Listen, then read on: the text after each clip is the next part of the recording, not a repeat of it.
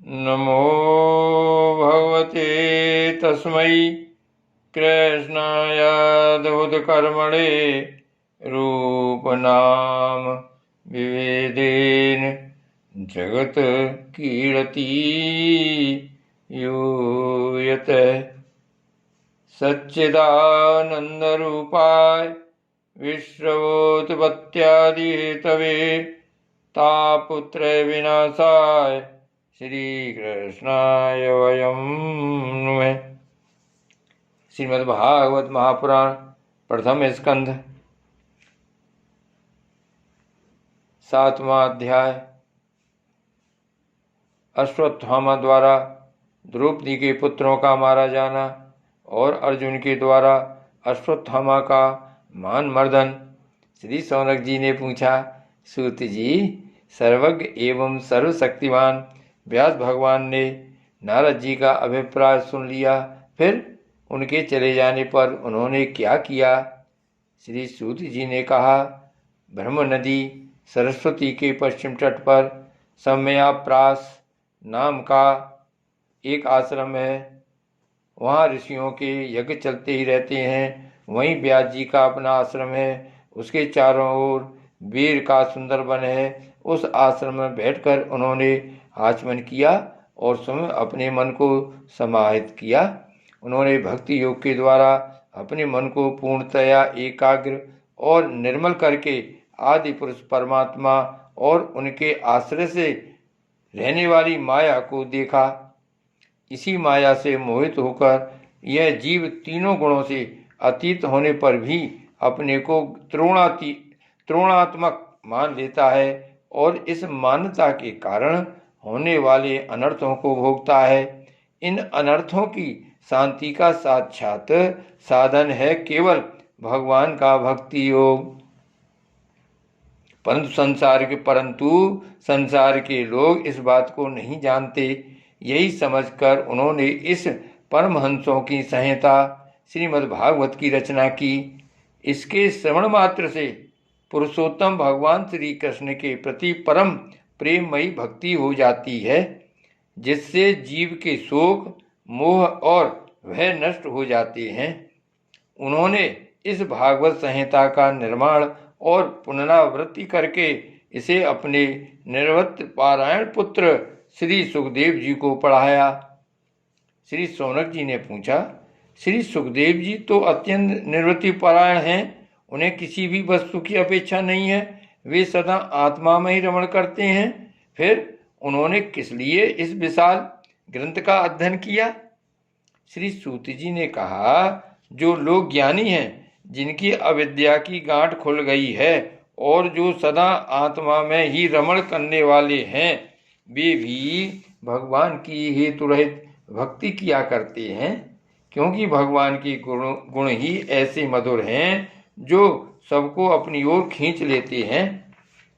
फिर श्री सुखदेव जी तो भगवान के भक्तों के अत्यंत प्रिय और स्वयं भगवान वेद व्यास के पुत्र हैं। भगवान के गुणों ने उनके हृदय को अपनी ओर खींच लिया और उन्होंने उससे विवश होकर ही इस विशाल ग्रंथ का अध्ययन किया। सौनक जी, अब मैं राजर्षि परीक्षित के जन्म क्रम और मूर्छिकी तथा पांडवों के स्वर्गारोहण की कथा कहता हूँ, क्योंकि इन्हीं से भगवान श्री कृष्ण की अनेकों कथाओं का उदय होता है। जिस समय महाभारत युद्ध में कौरव और पांडव दोनों पक्षों के बहुत से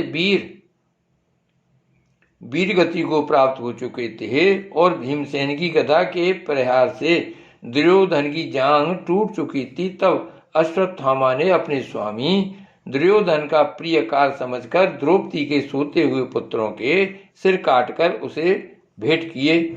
यह घटना दुर्योधन को भी अप्रिय लगी। ही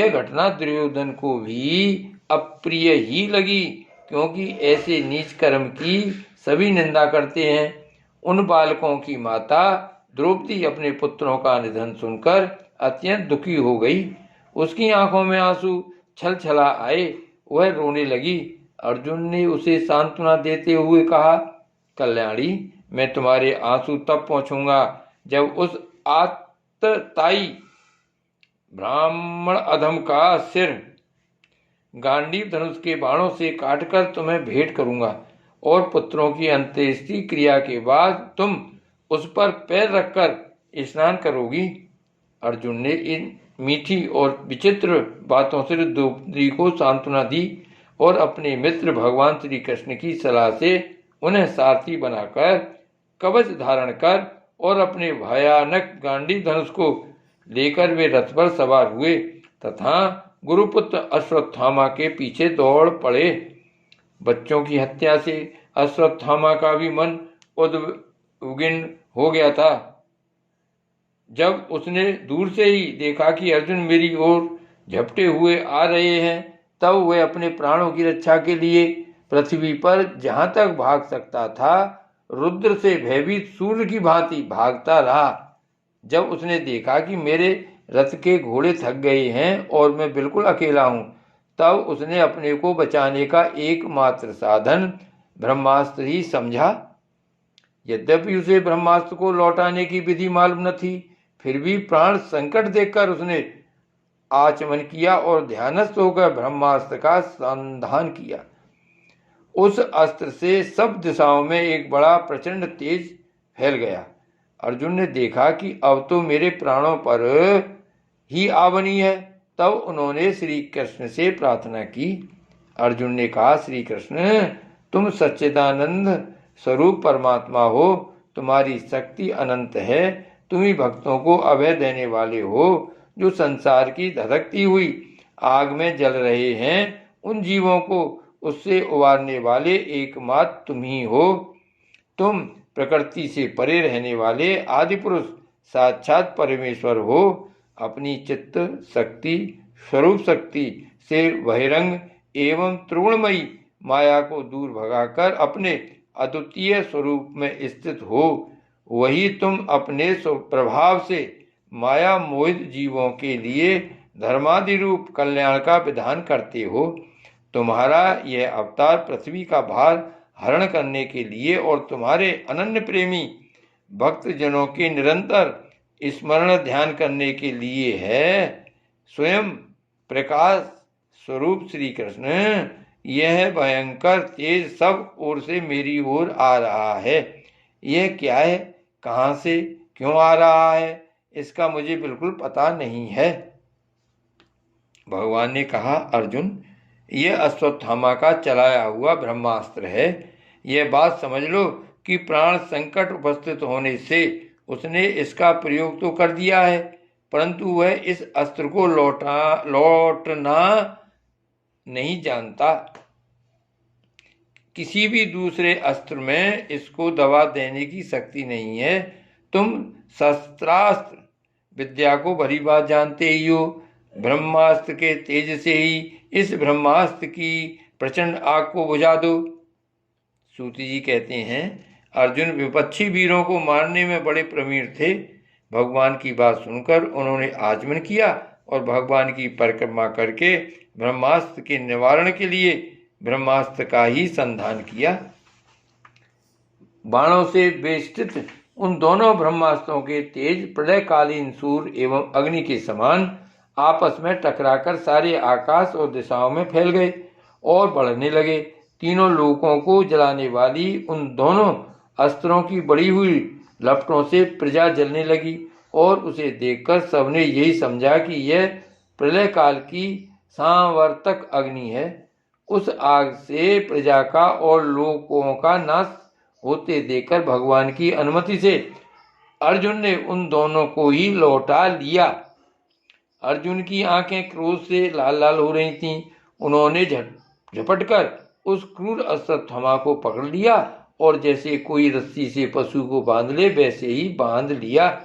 अश्वत्थामा को बलपूर्वक बांधकर अर्जुन ने जब शिविर की ओर ले जाना चाहा तब उनसे कमल नयन भगवान श्री कृष्ण ने कुपित होकर कहा, अर्जुन, इस ब्राह्मणधम को छोड़ना ठीक नहीं है, इसको तो मार ही डालो। इसने रात में सोए हुए निरपराध बालकों की हत्या की है। धर्मवेत्ता पुरुष असावधान, मतवाले, पागल, सोए हुए बालक, स्त्री, विवेक ज्ञान शून्य, शरणागत रतहीन और भयभीत शत्रु को कभी नहीं मारते, परंतु जो दुष्ट और क्रूर पुरुष दूसरों को मारकर अपने प्राणों का पोषण करता है, उसका तो वध ही उसके लिए कल्याणकारी है, क्योंकि वैसी आदत को लेकर यदि वह जीता है तो और भी पाप करता है और उन पापों के कारण नरकगामी होता है। फिर मेरे सामने ही तुमने द्रौपदी से प्रतिज्ञा की थी कि मानवती, जिसने तुम्हारे पुत्रों का वध किया है, उसका सिर मैं उतार लाऊंगा। इस पापी कुलांगार आतताई ने तुम्हारे पुत्रों का वध किया है और अपने स्वामी दुर्योधन को भी दुख पहुंचाया है, इसलिए अर्जुन इसे मार ही डालो। भगवान श्री कृष्ण ने अर्जुन के धर्म की परीक्षा लेने के लिए इस प्रकार प्रेरणा की, परंतु अर्जुन का हृदय महान था। यद्यपि अश्वत्थामा ने उनके पुत्रों की हत्या की थी, फिर भी अर्जुन के मन में गुरुपुत्र को मारने की इच्छा नहीं हुई। इसके बाद अपने मित्र और सारथी श्री कृष्ण के साथ वे अपने युद्ध शिविर में पहुंचे। वहां अपने मृत पुत्रों के लिए शोक करती हुई द्रौपदी को उसे सौंप दिया। द्रौपदी ने देखा कि अश्वत्थामा पशु की तरह बांधकर लाया गया है। निर्णित कर्म करने के कारण उसका मुख नीचे की ओर झुका हुआ है। अपना अनिष्ट करने वाले गुरुपुत्र अश्वत्थामा को इस प्रकार अपमानित देखकर द्रौपदी का कोमल हृदय कृपा से भर आया और उसने अश्वत्थामा को नमस्कार किया। गुरुपुत्र का इस प्रकार बांधकर लाया जाना सती द्रौपदी को सहन नहीं हुआ। उसने कहा, छोड़ दो, इन्हें छोड़ दो, ये ब्राह्मण हैं, हम लोगों के अत्यंत पूजनीय हैं, जिनकी कृपा से आपने रहस्य के साथ सारे धनुर्वेद और प्रयोग तथा उपसंहार के साथ संपूर्ण शस्त्रास्त्रों का ज्ञान प्राप्त किया है। वे आपके आचार्य द्रोण ही पुत्र के रूप में आपके सामने खड़े हैं। उनकी अर्धांगिनी कृपी अपने वीर पुत्र की ममता से ही अपने पति का अनुगमन नहीं कर सकी। वे अभी जीवित हैं। महाभाग्यवान आर्यपुत्र, आप तो बड़े धर्मज्ञ हैं। जिस गुरुवंश की नित्य पूजा और वंदना करनी चाहिए, उसी को व्यथा पहुंचाना आपके योग्य कार्य नहीं है। जैसे अपने बच्चों के मर जाने से मैं दुखी होकर रो रही हूँ और मेरी आंखों से बार बार आंसू निकल रहे हैं, वैसे ही इनकी माता पतिव्रता गोमती न रोए। जो उच्छृंखल राजा अपने कुकृत्यों से ब्राह्मण कुल को कुपित कर देते हैं, वह कुपित ब्राह्मण कुल उन राजाओं को सपरिवार शोकाग्नि में डालकर शीघ्र ही भस्म कर देता है। सूति जी ने कहा, सौनकादि ऋषियों, द्रौपदी की बात धर्म और न्याय के अनुकूल थी, उसमें कपट नहीं था, करुणा और समता थी। अतएव राजा युधिष्ठिर ने रानी के इन हितभरे श्रेष्ठ वचनों का अभिनंदन किया। साथ ही नकुल, सहदेव, सात्विकी, अर्जुन, स्वयं भगवान श्री कृष्ण और वहां पर उपस्थित सभी नर नारियों ने द्रौपदी की बात का समर्थन किया। उस समय क्रोधित होकर भीमसेन ने कहा, जिसने सोते हुए बच्चों को न अपने लिए और न अपने स्वामी के लिए बल्कि व्यर्थ ही मार डाला, उसका तो वध ही उत्तम है। भगवान श्री कृष्ण ने द्रौपदी और भीमसेन की बात सुनकर और अर्जुन की ओर देखकर कुछ हंसते हुए से कहा। भगवान श्री कृष्ण बोले, पतित ब्राह्मण का भी वध नहीं करना चाहिए और आतताई को मार ही डालना चाहिए। शास्त्रों में मैंने ही ये दोनों बातें कही हैं, इसलिए मेरी दोनों आज्ञाओं का पालन करो। तुमने द्रौपदी को सांत्वना देते समय जो प्रतिज्ञा की थी, उसे भी सत्य करो। साथ ही भीमसेन, द्रौपदी और मुझे जो प्रिय हो वह भी करो। सूति जी कहते हैं, अर्जुन भगवान के हृदय की बात तुरंत ताड़ गए और उन्होंने अपनी तलवार से अश्वत्थामा के सिर की मणि उसके बालों के साथ उतार ली। बालकों की हत्या करने से वह श्रीहीन तो पहले ही हो गया था, अब मणि और ब्रह्म तेज से भी रहित हो गया। इसके बाद उन्होंने रस्सी का बंधन खोलकर उसे शिविर से निकाल दिया।